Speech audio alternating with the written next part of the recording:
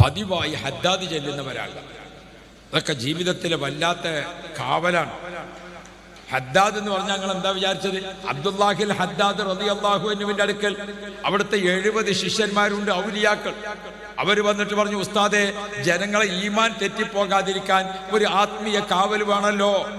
അതാണ് ഖുർആനിൽ നിന്നും ഹദീസിൽ നിന്നും കടഞ്ഞു തെളിയിക്കപ്പെട്ട 22 കാരറ്റ് തങ്കമായ ദിക്ർ.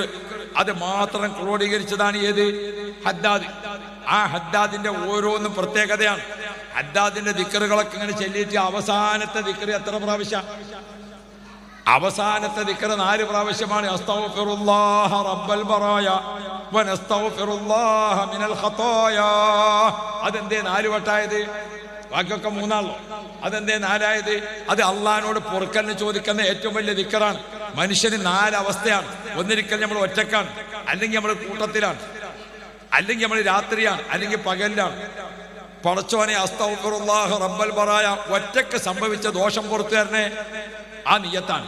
പടച്ചോനെ, കുടുംബത്തിലോ കൂട്ടത്തിലോ ചെയ്തത് പുറത്തു തരണേ.